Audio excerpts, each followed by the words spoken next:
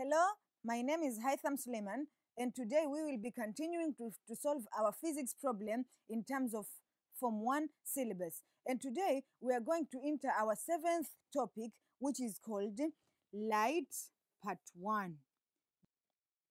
Okay, so before that, we have to know what light is. We can simply define light as as an invisible form of energy that causes the sensation of vision in us through our eye, right? So it is a form of energy that causes the sensation of vision. We're able to visualize by using this type of energy through our eyes.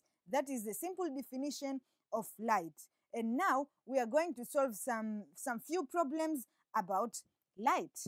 The first one is going to be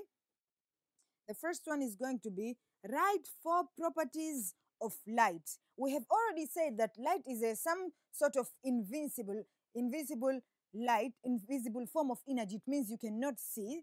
So we should write four properties of light. How do light behave? How can you know? How can you characterize light? So these are the properties of light that we are going to discuss. Answer. So the first property is light transfers energy. So when light falls on a certain object, it transfers energy to that object. That object gains energy when light falls on it. The second property is light travels in a vacuum. The second property is light travels in a vacuum. Vacuum is simply an empty space, and the space that has no particulates, that has no air, that is called vacuum. So light can travel even in vacuum, in empty space. Example, the light energy that we get from the sun actually has to travel in space for it to reach here on earth, to reach our eyes, for us to see. So that is a property of light, because there are some other materials, there are some other matter, there are some other physical properties that cannot travel through vacuum. But light has this property that it can travel through vacuum. Also, another property of light is light radiates or spread out from its source. Okay, so assuming that this is our source of light, this is the sun. So light has a property of radiating or spreading from the source in different direction. This is what we call property of light. It radiates, it spreads in different direction. It travels in form of rays. We call this rays of light. It travels in form of rays, just like parallel lines which show the direction of light. And then we have the fourth property. It's called light travels at the fastest speed. Okay, so we know that there are some racing cars which travel maybe with very, very high speed, and we're like, wow, that's a very huge speed. But actually, light has the fastest speed record to have ever been observed. Light travels with a speed that is 3 times 10 exponent 8 meter per second. This is very huge number. So light travel at the fastest speed. So we have seen the four properties of light, which are light transfers energy, light travels in a vacuum, light radiate or spread out, and light travels at a very fastest speed. These are some properties of light. Continuing, let's go to our next question here, which says define transparent material, translucent material, and opaque materials. So, in light, we have three types of materials. We have transparent materials, we have translucent materials, and we have opaque materials. What are these? This is what the question wants us. It wants us to define. So, in order for us to define, we have to know what those are, right? So, let's see. Okay, so these are my answers. Transparent materials are materials that allow materials to pass through them. Example, glass. Actually, this is supposed to be are materials that allow light that allow light to pass through them. Example, example, glass. So we know in our environment we have some materials which allow light to directly pass through them. When a ray of light strike that surface, it allows it to pass. So those materials are what we call transparent materials. Example, glass. If we have light in this room and we have a glass door, the person in front of the if in front of the door, which is not in this room, is going to see the light, because the glass is a transparent material. We have also another material, it's called translucent material. These are material that allow only some part of light to pass through them. Example, oil paper. So there are some materials which do not allow all the light that strikes on that surface to pass. It allows only a portion of that light to pass. Those materials are what we call translucent materials. Example, an oily paper. I'm sure most of us have tried to take a piece of paper and then to oil it and then to try to draw something by keeping it in above the picture, right? So that oil paper acts as a translucent material. It allows the light that comes from the picture in the paper to reach us so that we can copy it. And then we have another type of material called opaque material.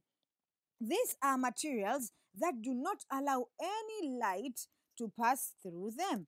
That do not allow any light to pass through them. These materials are called opaque. So, according to this definition, can you think of some materials that do not allow light to pass through them?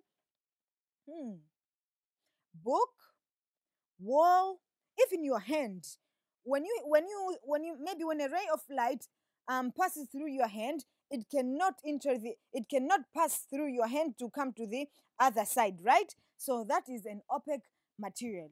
So those were the definitions of transparent material, translucent material, and opaque material. So here I have some notation. It says that objects that emit light as a result of being heated are called incandescent materials. Example, light bulbs. So there are these objects that do not emit light, but when they are heated, they emit light. These are called incandescent material. What? Incandescent materials. Example, light bulbs. When you take a light bulb, it will not emit any light. But when it is heated, when the electricity passes through that and it gets heated, it starts to emit light. That material, light bulb, is what we call an incandescent material.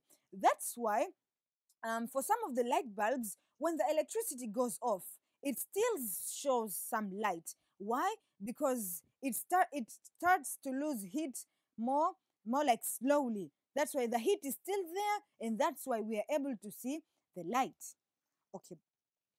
Luminous objects are objects that emit their own light. Example, sunlight. So there are these objects that emit their own light. They do not require to be heated just like the light bulb. They can emit their own light. These are what we call luminous objects. Example, the sun and the star. The sun has its own light that it emits, so as the star.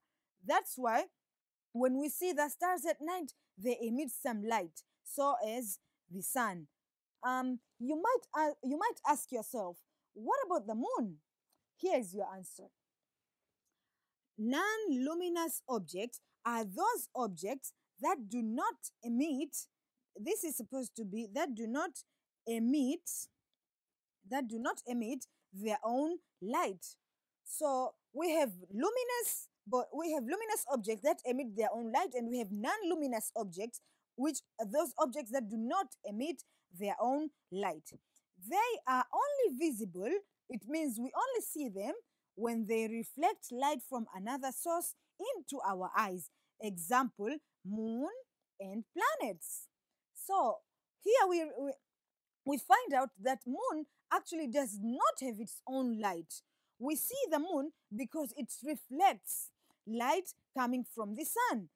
So if you were to go to the moon, you would also see the earth from the moon. Why?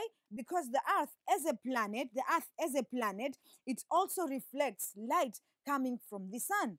So actually, the light that we get from the moon comes from the sun. Good. So those were three notations that we had to consider. Now let's go to our third question, which says define reflection and state the laws of reflection. Right? If you remember very well, I told you that the moon was only visible because it reflected light from another source, which was the sun. So here we get the word reflection. What does reflection mean? That is our third question. So, reflection is the throwing back of rays of light when they meet an obstacle in their path. So when light, assume this is our ray of light, it's going this way and then it meets an obstacle. This is our obstacle here, it meets it, and so it gets reflected. So what is reflected? What is reflection? Throwing back. It is thrown back of rays of light because they have already met an obstacle in their path. So the throwing back of rays of light when they meet an obstacle is what we call reflection. The direction of reflection depends upon nature of the surface. So we have two types of surfaces. We could have a smooth surface like this. This is a very smooth surface, and we could have a rough surface, maybe like this. This is a very rough surface. So when a ray of light encounters or meet this smooth surface, this ray of light is coming, and then it meets this smooth surface, it gets reflected back like this. This is going to be the direction of its reflected ray. But when it meets a rough surface, it is going to be reflected, but not exactly in the same direction. It is going to be scattered in different direction because it has met a rough surface. You understand? So the direction of reflection depends upon the nature of the surface. Okay, and then we were supposed to state that the laws of reflection. Reflection has two laws, which are the incident ray, the reflected ray, and the normal all lie on the same plane. All lie on the same plane. What does this mean? Okay, this is our horizontal plane, and this is the incident ray, and this is the reflected ray. So if we were to draw a perpendicular line from this point of intersection, if we were to draw a perpendicular line, yes, and call this as the normal, and this is our incident ray. This is going to be our incident ray, and this is going to be our reflected ray. So we can see from here that the normal, this perpendicular line, that divides our incident ray and our reflected ray into same portion. It divides the angle into two. If this is the angle, then maybe the angle is theta is going to be theta over 2, and here it's going to be theta over 2. If this is our angle. So we can see that the incident ray, the reflected ray, and the normal, they all lie on the same plane. So that is our first law. And then our second law says that the angle of incidence is equal to the angle of reflection. Okay, allow me to elaborate. So if I have this is as my normal and this is my incident, let's call this as the angle of incident. This is my incident ray, and this is the angle that it makes with the perpendicular line, the normal. This is the angle that it makes. Let's call this as the angle of incidence. And then I have the reflected ray, and it also makes an angle. Let's call this as R, which is going to represent the angle of reflection. So, according to this law, it says angle of incidence is equal to the angle of reflection. So, if I have a plane surface and then I have a ray of light that falls on it at maybe, let's say, at an angle 60, then the reflected ray is also going to go at an angle of 60. Understood? I hope so. Okay, so let's continue. Here we meet our fourth question. Here we meet our fourth question, which says, draw the following rays. Draw the following rays. Before that, let's look at the definition of ray, right? This is the definition of ray. A ray is a path taken by light in moving from the source to another point. So if this is the source of light, and then the light moves in this direction from this point to another point, this path that it takes is going to be our ray. Is the path taken by light in moving from the source to another point. This is going to be ray. So if we have so many rays, assume that we have maybe 3 rays over here. We have a collection of rays. We are going to call that as beam. So if those are rays of light, we are going to call them beam of light because there's many rays. Okay, so the question wants us to draw the following rays. First, convergent rays, parallel rays, incident rays, and reflected rays. Okay, let's do it. The first one is convergent rays. To converge, it means to come together. So we have to draw rays that are coming together. Okay, so for A, this is going to be our drawing. We have this ray, we have this ray, and then we have this ray, and they are all coming together at this point. So we put our arrows over here to show that these are convergent rays. Okay, good. The second one, parallel rays. Parallel rays are those rays that should not cross each other, because parallel means something do not cross each other. So this is very simple. We are going to draw our rays simply, maybe let's say horizontal rays that do not cross each other. So this is our parallel ray, and then we have to draw incident rays. Incident rays, to incident on something means to strike on something, to come. So incident rays are rays which strike the surface. Those are what we call the incident rays. So if we have our surface over here, this is the drawing of C. So if we have our surface over here, we have to draw rays that are incident. So it means they are striking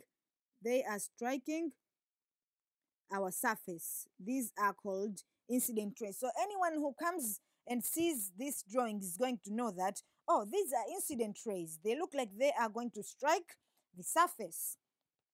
And then D, we have to draw reflected ray.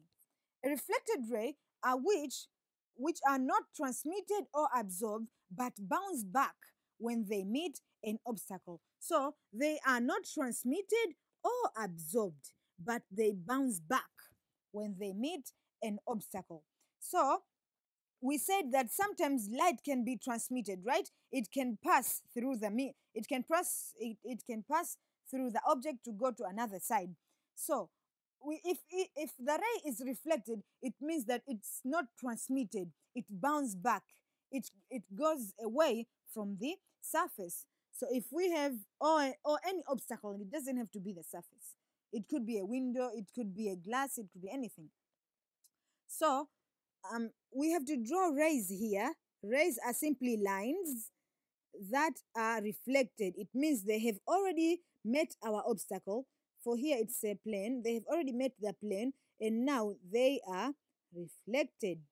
So anyone who comes and see this drawing D is going to know that, oh, these rays are reflected. So a quick summary, these are convergent rays. They are coming together. These are parallel rays that do not cross each other. These are incident rays that strike the surface, and these are reflected rays that bounce back when they meet the surface. Okay, great. Okay, so let's see our next question here, number 5, which says, write 4 characteristics of images formed in a plane mirror. So we know that like the mirrors we use in our house, those are plane mirrors, and they have some characteristics, some behavior, some properties. We are supposed to write 4 characteristics of those images formed in a plane mirror. Let's see. The first characteristic is the image has a left-right reversal. The image has a left-right reversal. This means that your left, the image is going to be your right, and your right is going to be your left. They are reversed. It can be yourself. It can be letters are reversed. Example, let's look at this word. So if I write here Jumbo and I bring it to a mirror, the mirror would show me an image in which this word Jumbo is going to be O B M A J. You see, this the left rights are reversed. So this is the first property, that the image has a left right reversal. The second property is the image is the same size as the object. The image is the same size as the object. If the size of the object is big, then the image is also going to be big. And if the size of the object that you are viewing is small, then the image is also going to be small. It is not like if maybe you are viewing this pen and you see a very huge pen. No, in plane mirror, the image is the same size as the object. That is the second characteristic. The third one says the image is at the same distance behind the mirror as the object is in front of the mirror. So maybe if you are a distance of 2 feet away from the mirror, the image that is going to be formed is going to be also 2 feet behind the mirror. You understand? So same distance behind the mirror, just as the object is in front of the mirror. It's not like if you are maybe you are close to the mirror and then the image shows you are very far from the mirror. No. Characteristics of images formed in plane mirrors should be the same distance in front of the mirror, should be the same distance of the object, same distance behind the mirror. The image is formed same distance behind the mirror as the object is in front of the mirror. And then D is the image is upright. Upright means it is not inverted, right? Because sometimes when you view pictures, you see that the floor is at the top and maybe trees are reversed, they are inverted, but that is not the case with images formed in plane mirror. It is always upright. So if you are standing tall, your head in the image is also going to show your head as the above part and your legs as the up down part. So that is one of the characteristics of the image formed in plane mirror. So a quick review of the characteristics. It has left-right reversal. It is the same size. It is at the same distance. The image is the same distance behind the mirror as the object in front of the mirror, and the image is upright. With that comes the end of our solving in this topic called light. Thank you.